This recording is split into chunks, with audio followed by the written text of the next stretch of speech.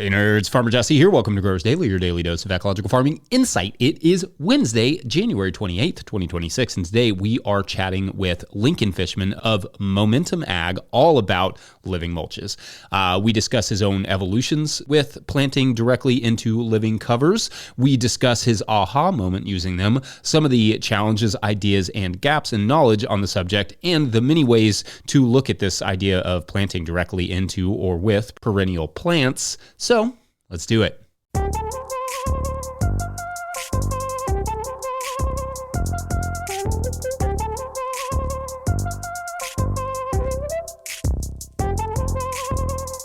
All right, Lincoln, welcome to the show. Hey, Jesse, thanks for having me. Super excited to have you. This is going to be super fun. So today we're mostly going to focus on like living mulches and that sort of stuff. But can you tell us maybe just to start, like what you're doing, where you're located, that sort of thing? Yeah, for sure. So I am recently, since 2023, the director of Momentum Ag, which is a group of farmers that problem solves innovative ecological techniques together. And we'll get to talk about it more later in the show. My background is I've been farming for almost 20 years, most of it, 15 years, at Sawyer Farm, which is a diversified vegetable and grazing operation in western Massachusetts. The town is called Worthington. It's like a 20-acre farm, 20 acres of woods, 20 acres of open. And we've done so many different things over the years, but I would say the core of it over those 15 years has been like approximately 5 acres of diversified vegetable production with a real focus on storage crops, which they're low value, but for us, just labor-wise, to be able to grow during the growing season and then harvest and market in the off season has just worked for the farm and for the family in a variety of ways. And that was really maximum probably 7 acres in production, and usually more like 4 or 5. Draft horses for the first decade, and then a tractor. So did you go entirely from draft horses to tractor, or was it kind of like a combo there for a while? It was a very brief overlap. We found like the perfect people to take the team. Okay. It was just, you worry, you love the team.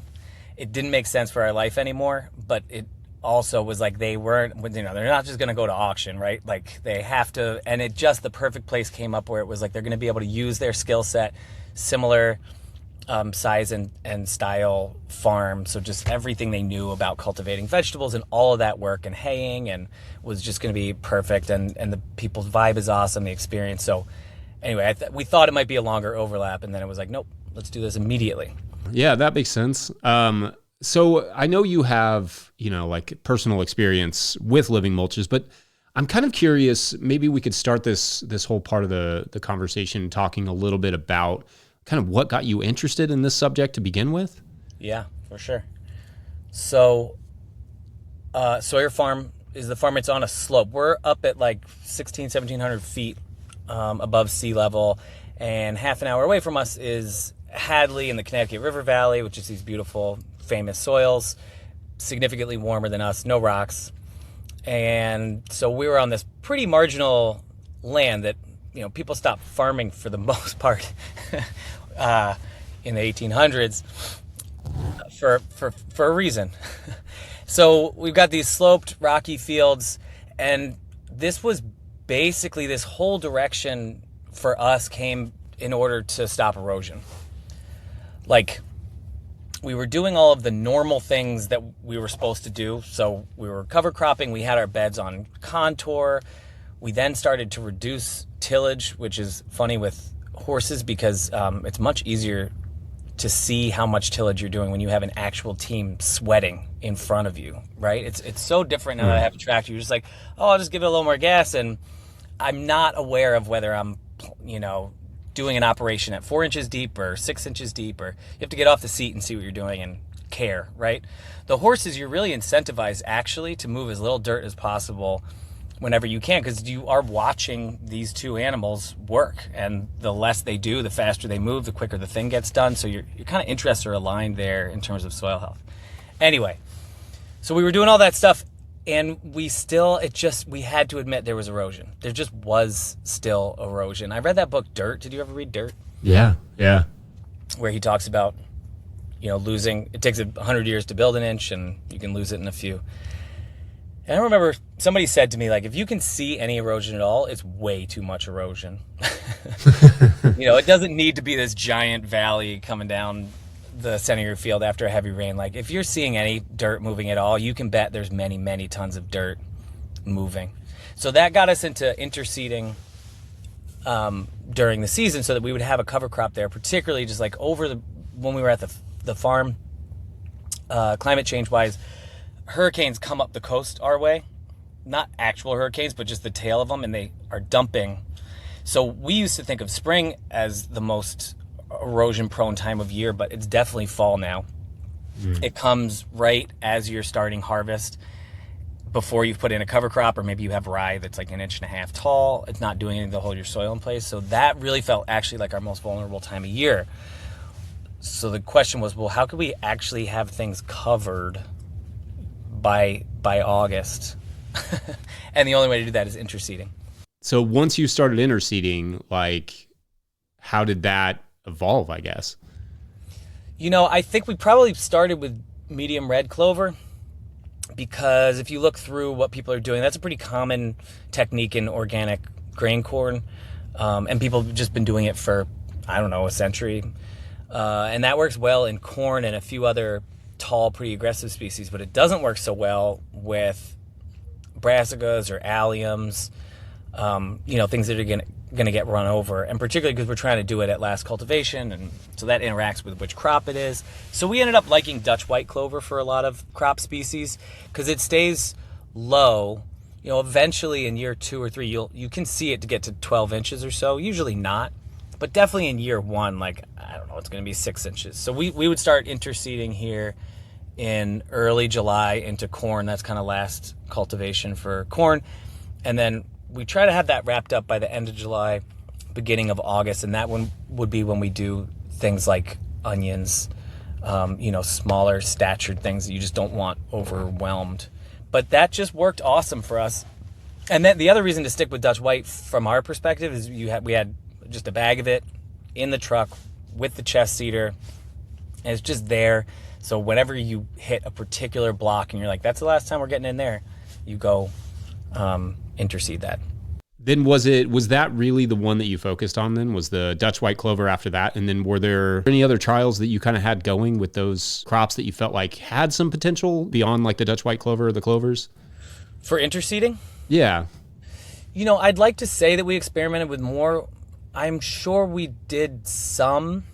One of the ones I'm interested in right now is winter rye, and a bunch of people we're working with are playing with sowing winter rye during the growing season. And Eric Nordell is probably the person people would know who's got the most out there about this. We weren't really messing with that. We in general, we try to stay away from rye with the horses when we were doing full tillage, just because we have wet soils and we could not reliably get in to terminate rye in the spring. So one of the things that we really like about clovers in general, but certainly Dutch white clover, it's just really manageable to kill. So you can get in 2 weeks before harvest. It's going to release, you're not worried about nitrogen tie-up. In fact, just the opposite. It's pretty shallow rooted. There's just not a lot of material. So it just felt like it fit in. Sorry, I should have said that sooner. It just felt like it fit in really nicely to the whole season, and we could use it where we might have used oats and peas or something winter killed before, which obviously is not providing a lot of soil coverage in the spring. We could use it where we would use that and hardly have any more passes to incorporate it in the spring versus what we would for oats and peas. You know what I mean? Yeah. And for terminating it, what was your process there? If we could get out early, a single disking would basically do it in. And when I say early, I mean before it's really starts to green up. So for us, that would be really any time in May.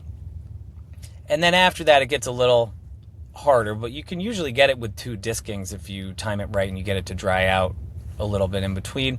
And then we were also doing some shallow moldboard plowing with Okay. the team if it felt like we hadn't been able to get into the field and we really needed to plant stuff. We really need to make sure it happened quickly. But as far as cover crops go, there's just not a ton of material there to incorporate, and the root structure is super uniform. So it plows or discs really nicely, and you don't have these big root balls. You know, if you've even disked rye or something like that, you wind up with these chunks that are just hard. It's hard to make a nice seed bed. Feels like the clover, you can go in and work it a couple times and you know, your seed bed's really, really nice and smooth. So for all those reasons, we didn't experiment with a ton of other interseeding options. You know, definitely for us felt like it needed to be something that was winter hardy. It's just not enough growing time there in the shade for something that's not going to overwinter to really put on any significant biomass. And we wanted something low growing. So yeah, that's kind of where we wound up. So maybe talk a little bit about how that evolved kind of when you were first experimenting with it. You talked about, you know, like starting with interseeding and that sort of stuff, and then terminating it and planting into that. Was there anything else in that evolution that was interesting or that like really got the wheels turning for you in terms of like even maybe just like the production you saw in it? So we're a very low input system, basically no purchase fertility, but we did have a lot of animals in a bedded pack. So there's a decent amount of compost going in, but that's not really, it's not super nitrogenous. In fact, we were trying to push our compost towards a pretty carbonaceous, like, you know, slow, low burn over multiple years. So for us, plowing in a nitrogenous legume, whatever it is, but including Dutch white, you could see the yield response basically immediately. And I would say that's true even among other growers we're working with, where if they're growing in the clover living mulch system for a couple years and then plow it down, people are pretty reliably being like, wow, I saw really nice yield response, you know, from the beginning of the season throughout. So that was definitely a benefit to that piece of it. And I guess I would say, Jesse, we were doing like a bunch of different. Okay, so this is the only like crop that we were really experimenting with in terms of interseeding, but we did a lot of stuff also in the field. We called it pastured veggies. So we would plow up a bed that was like 4 feet wide and then leave a huge pasture barrier between it and the next row. When I say huge, I mean like anywhere between 12 and 20 feet. Oh, wow. Okay. So it's this plowed strip of pasture, and then we would mow and rake with the horses. So you can actually, if you're once you get used to it, you can pretty reliably throw all that right onto the bed. And so later on, I connected with Helenetto, who has spent a lot more time with that system than we have, and had a lot of awesome things to say about it. But we were kind of doing that same thing, and you could use that. You could use a first cut as food for your crop. You could use a second cut as mulch. And you can time those so that you get the CN ratio that you want depending on what it is you want to do with it. And then you also have this amazing pest predator habitat that you've created everywhere. Very cool. But as we started to think about that versus clover living mulch, that one for us is very land intensive. I just don't know a lot of people who can afford to do it. I think it's an amazing way to do it. I'm really psyched about it. I tell people about it who I think are like us on marginal land, where the issue is not how many acres do I have, but it's more about how do I manage what I do use for maximum production. This kind of inverts that thing, and you're like, oh, I am now farming on, at the peak, we were probably growing 1.5 acres of these pastured veggies on, I would say, 8 acres of ground, something like that. Wow. Okay. Does that make sense? So something veg, 85% not veg.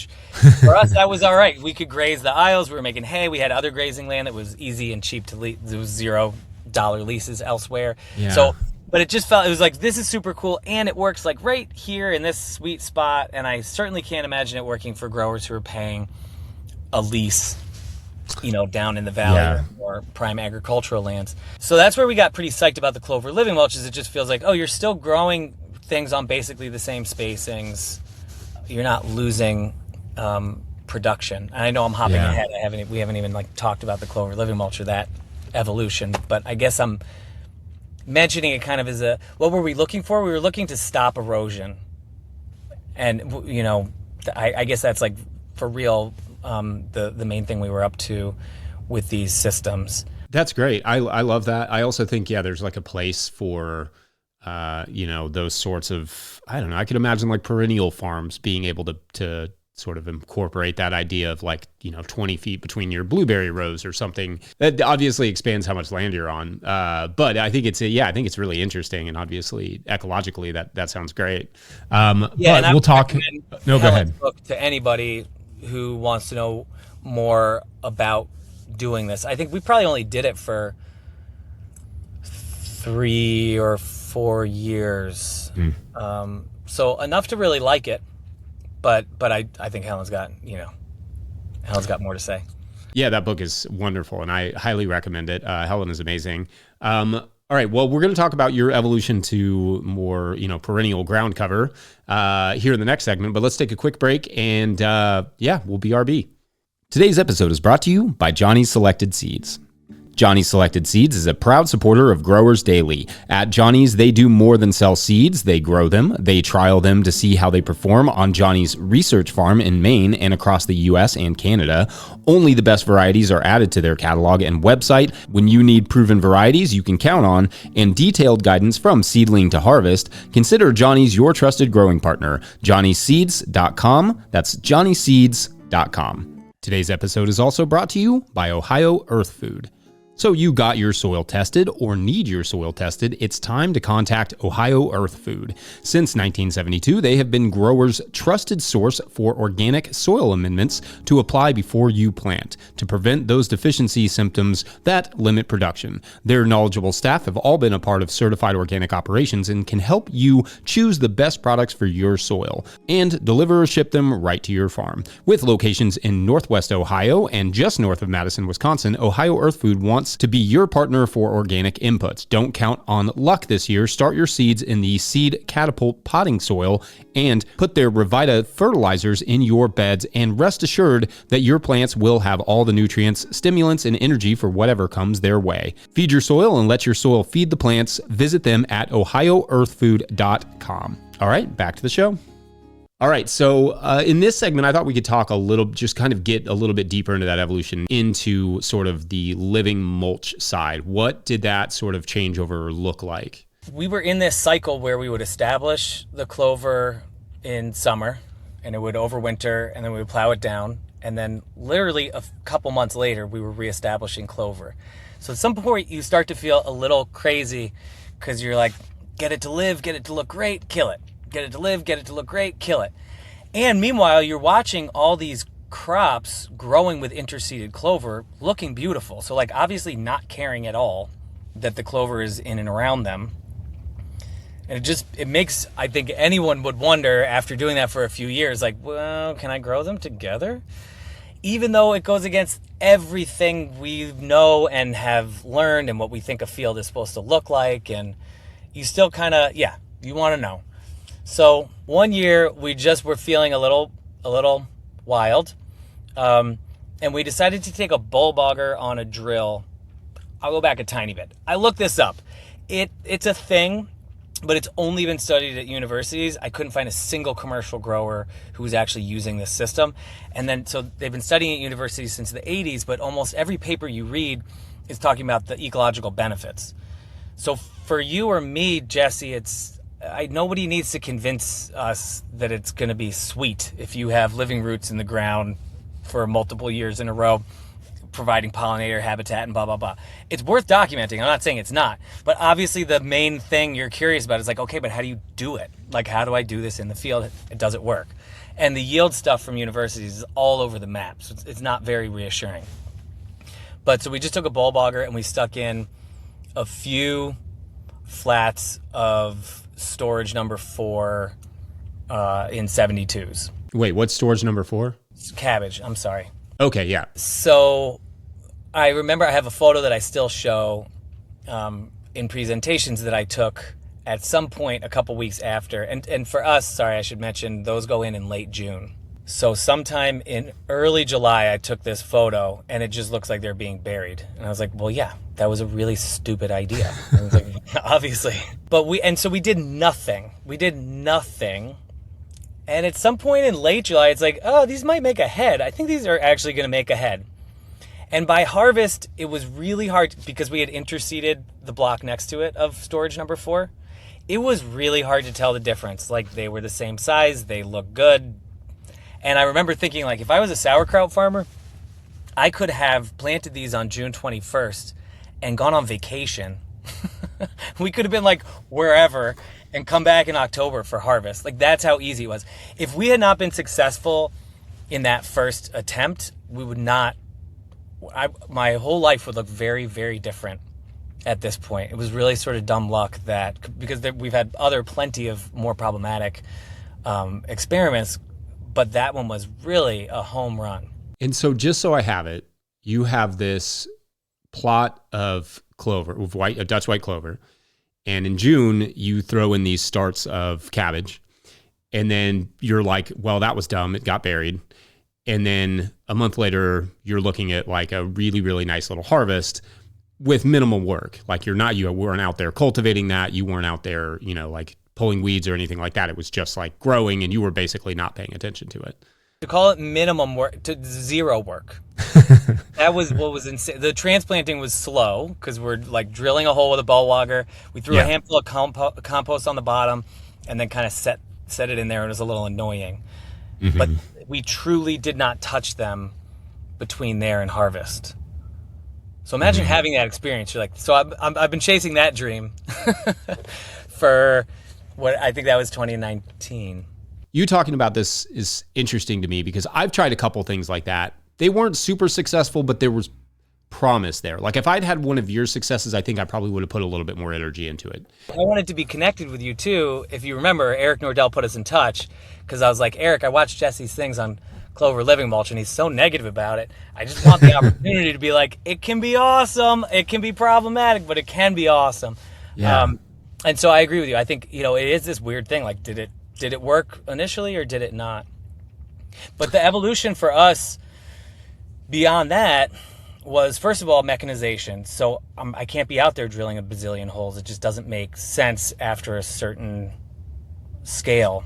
Mm-hmm. And again, I should point out, because we're small scale, but because we're focused on storage crops, it's pretty big blocks of things. So it might be a half acre of cabbage at a time, or total half acre for us out of that thing that's one of our major crops. It's a lot of transplants. Like, we're not walking around with bulb augers doing that. Yeah. So we were modifying transplanters, and that was tricky. I feel like we have something that works right now, but it's still finicky in terms of getting that really good root ball to soil contact. Yeah. As that transplant passes. These are solvable problems, but that kind of scaling was something that we started to think about a lot in those next few years. And then which other crops were going to work, and just seeing a lot of variability with, in particular, it felt like heat-loving things, and still, I'll say, peppers, cucumbers. These are things that, for whatever reason, and I think it's temperate, we think it's temperalated, don't seem to thrive in this system. So we were just starting to scratch our heads like, okay, what works and what doesn't? There's so many variables there. And so for a couple of years, I was going around talking about what was working for us at Sawyer with Clover Living Mulch at conferences and trying to get other people interested. And afterwards, people would find you in the hall and be like, oh, that's so cool. I'm sorry. You'd be like, you should try it. And they're like, I don't know. Why don't you keep trying it? We'll talk about it in a few years.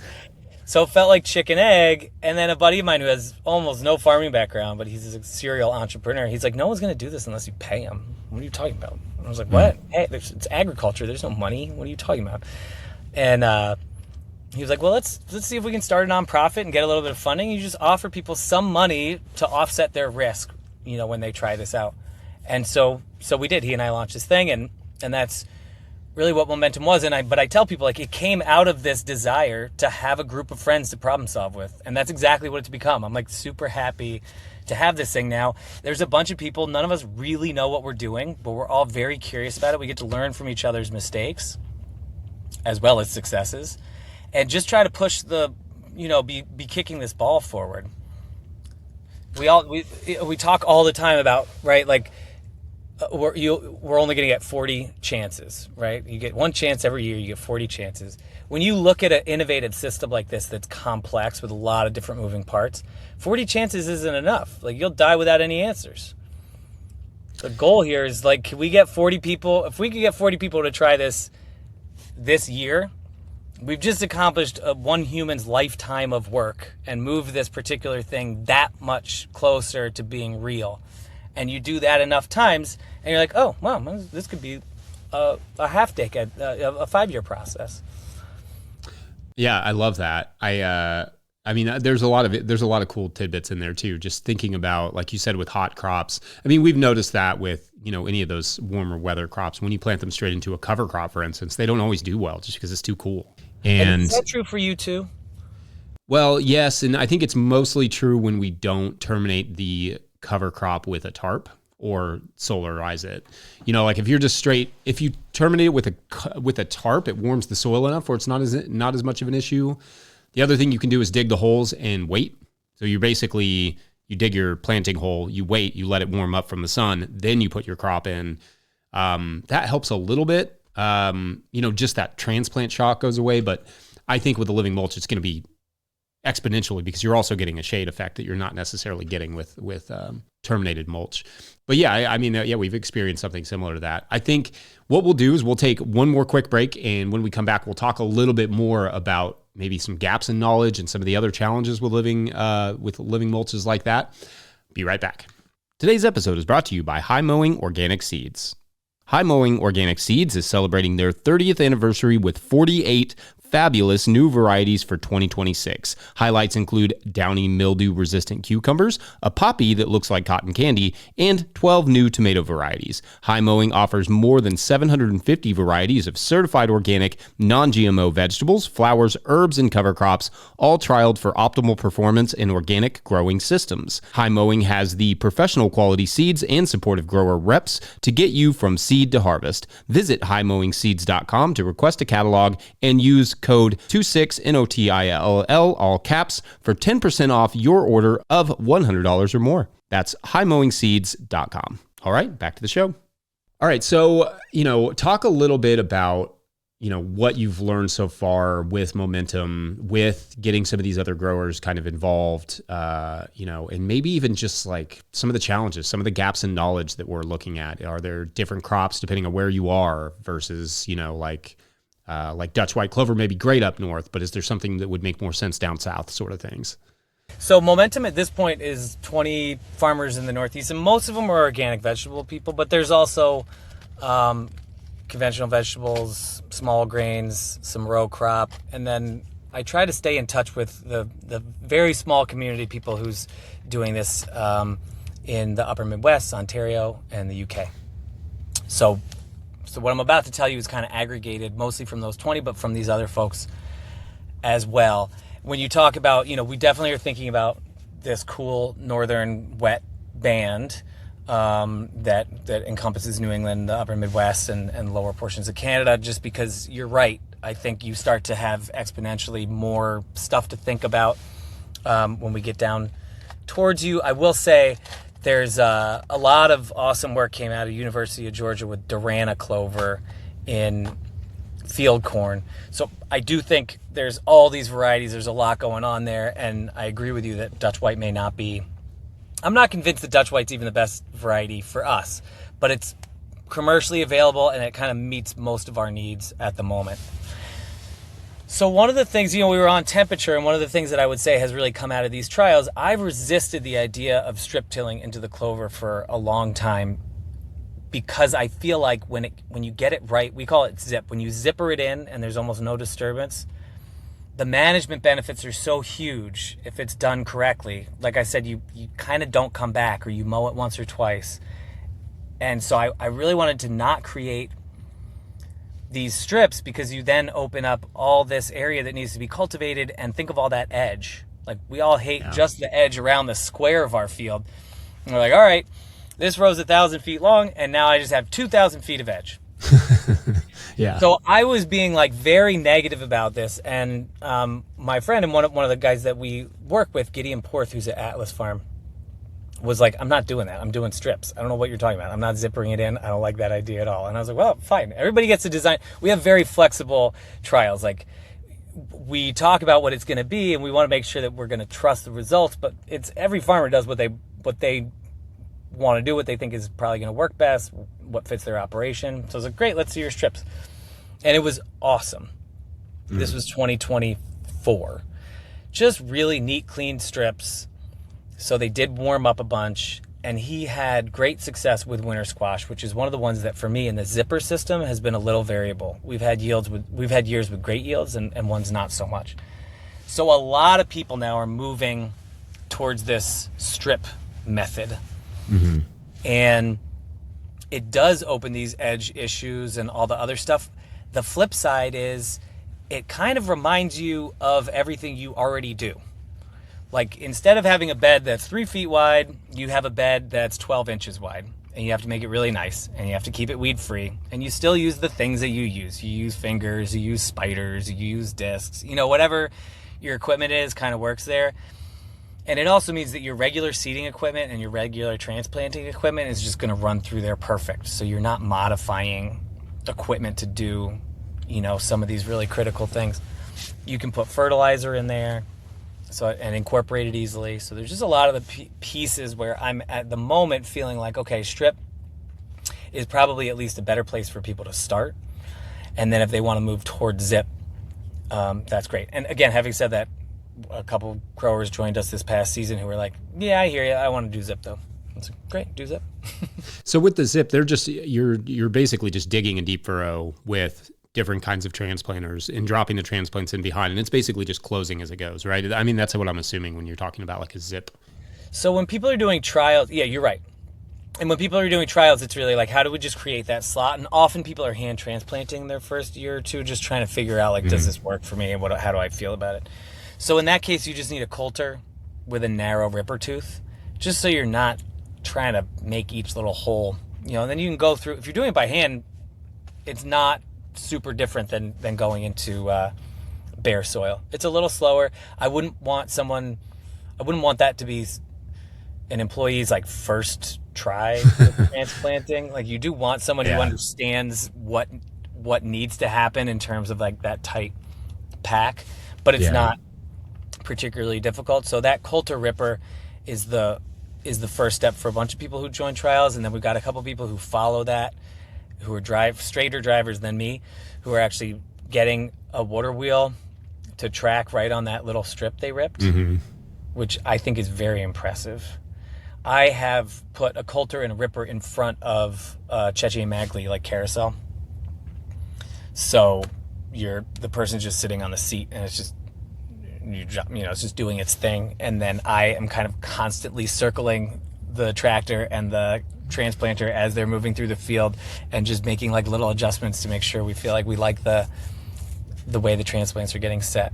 It's funny because you and I have talked about this, that was like the living pathways were sort of my answer to, or my version of this. Like, I looked at everything that living mulches could bring, but I was ultimately just like, I need to be in control of like where the plants are getting planted. I like the idea of the ripping though. I mean, it definitely is attractive to me. And I'm wondering too, like, when you're doing this sort of zipper method, are you mowing it low first and then running the zipper, or is it something like you can go into relatively tall clover? Yeah, these are all good questions. And I kind of want to say to anybody who's listening to this podcast, there's a lot we don't know. There's a lot that we do know. And so I would really encourage you to get in touch with me before you decide it sounds cool and you want to just go try it out. The whole point of Momentum is that we have made a lot of mistakes that you don't have to make. And so I could talk just about mowing strategies for half an hour, ripping strategies for half an hour. So I just want to say there's a ton of depth behind here, and it's easy to fail on some stuff where you're like, well, yeah, you didn't do that.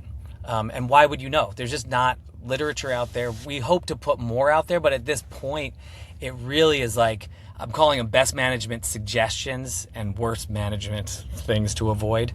We're just not at that point. And so we just had our winter meeting. I was sort of trying to pump people up by talking about plastic culture, which, they started developing it in the late 40s. It wasn't adopted until the late 60s.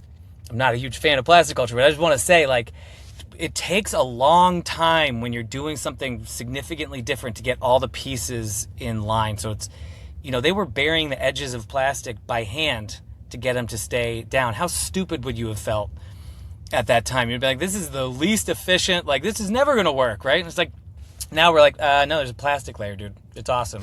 And it's like, yeah, well, somebody had to make the plastic layer and make it work, and you change some of the nutrient stuff underneath there. They didn't have drip tape. Like, how they couldn't even get water to these plants for the first 10 years they were working on this system. So anyway, I just say that to be like, we are at the beginning, and it's easier to fail than to succeed for somebody who's new at this. And so, like, get in touch. All right, mowing. Yes, absolutely. You want to mow it as close as possible before seeding or transplanting. In fact, I would say before transplanting. For direct seeding, for us, I actually don't mow until I see that the first one is germinated. So it's almost like you would do with flame weeding or something, where you're just out there annoyingly all the time being like, now, is it germinated now? Is it germinated now? And so that same thing, it's like, all right, let's mow right over their heads. All the competition, from my perspective, is happening in those first 2 weeks. Everything that's important is happening in those first 2 weeks, whether that's photosynthetic competition because the clover is going to get too tall, whether it's nutrient competition because your plant has basically no roots and the clover has perennial roots, moisture competition, same premise. The clover is able to suck up whatever's in there and your crop can't. This is when you're stuck. And so same thing, like, I wouldn't put bad looking transplants or seeds with weak germination into this system because it's just, they need to hit the ground running. There's not that opportunity, in bare soil, you have kind of crappy looking transplants and you stick them in and you're like, oh, they're not going to do anything for a couple of weeks, but eventually, they start to do their thing.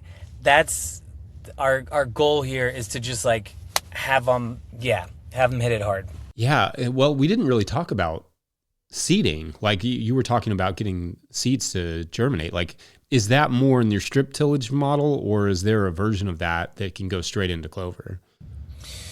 I've been going straight into clover, and I think I'm the only weirdo doing it. And part of it is I have this free 5-acre off the farm was this very generous free 5-acre lease. I just didn't need the whole thing, so I could have half of it in clover living mulch and just be like doing stuff.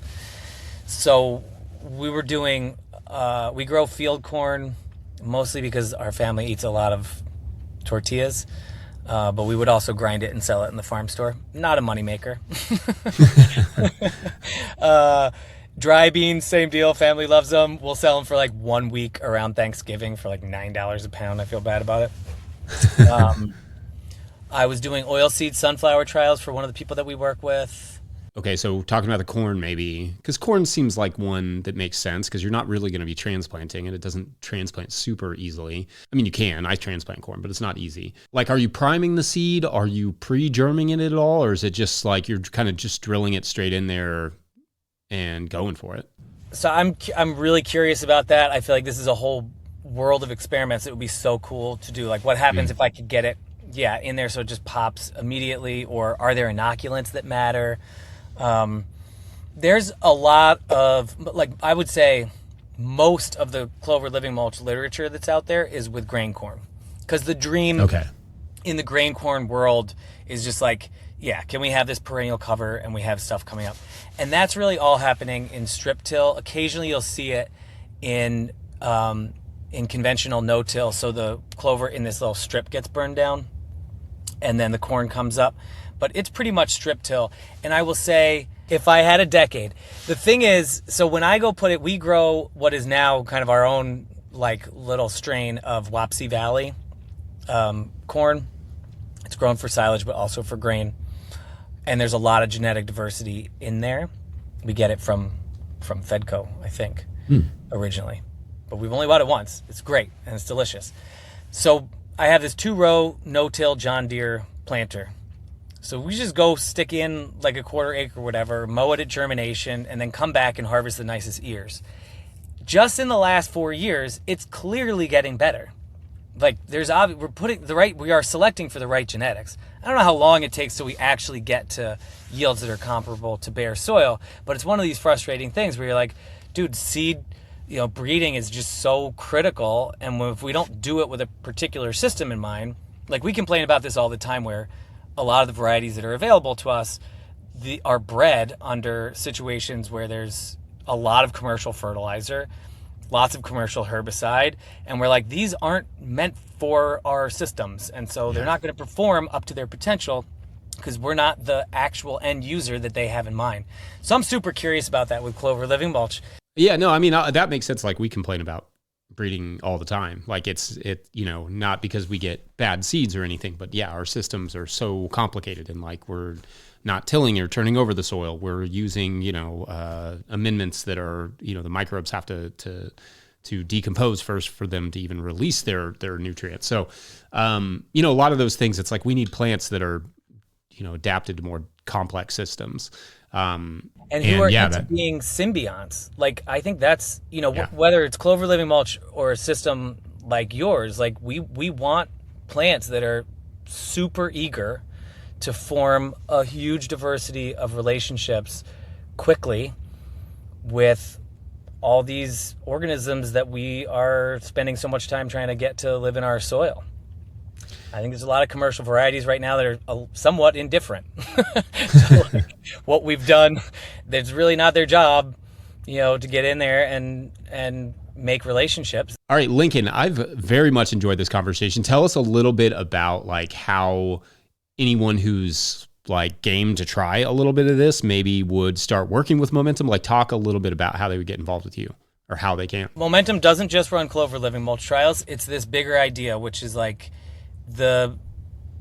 when we have a system that's innovative, that offers an obvious ecological benefit, but we don't know how to do it yet, these ideas generally die in the dark because there's no money on the other side. Like, it is what it is. If it's a new herbicide, someone's going to make money, and then they put in the work to move it towards adoption. So our feeling is there's all these cool ideas. So you can get in touch with us with just a cool idea. But we want to create these communities of farmers who work on these ideas as a group and are really problem solving them, and it takes the pressure off of any one of us individually to bring these things towards where they could actually be adopted. So you can get in touch with us with ideas.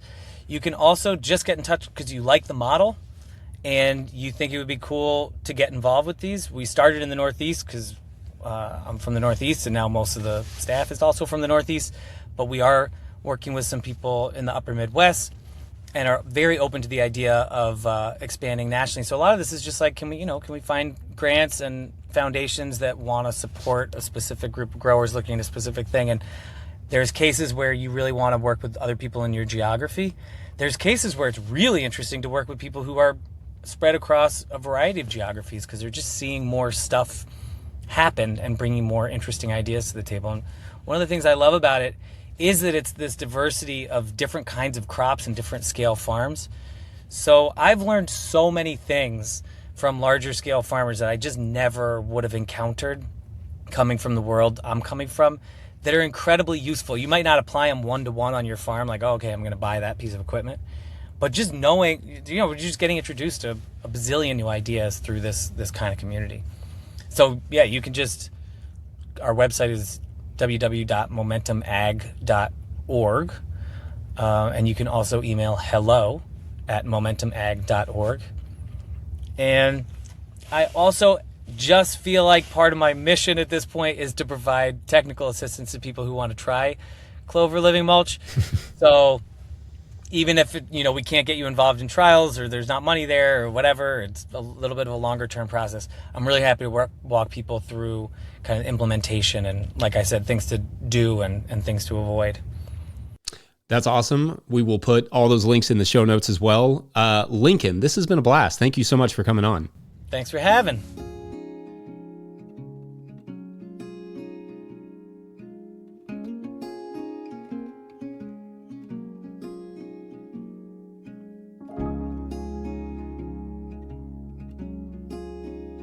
All right. How awesome was Lincoln? That was super fun. Really love Lincoln's work, and I am excited to watch the knowledge and experience grow on this particular subject.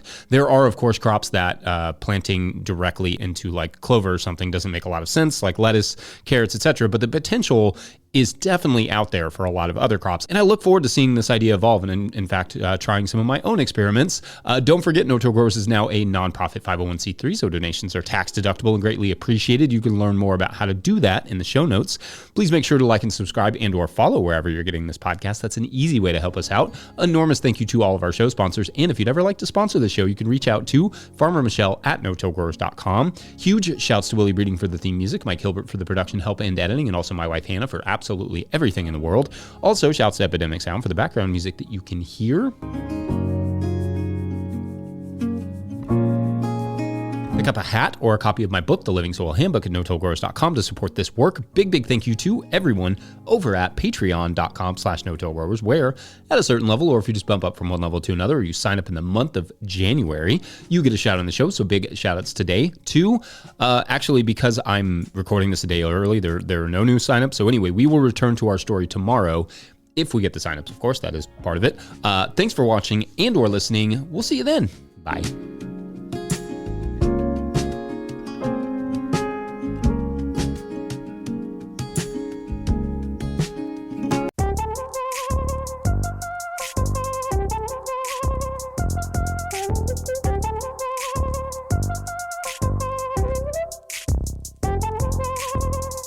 You know what I realized? The hardest part about building a website isn't making it look good. It's getting what's in my head onto the page. But I've been playing with the new Wix Harmony editor, and I'm impressed. You can literally just tell it what you want, or if you're picky like me, jump in and move things around yourself. The nice part is you can hop between AI and hands-on editing, so you end up with a site that actually looks the way you pictured it. Try it out for free at wix.com/harmony.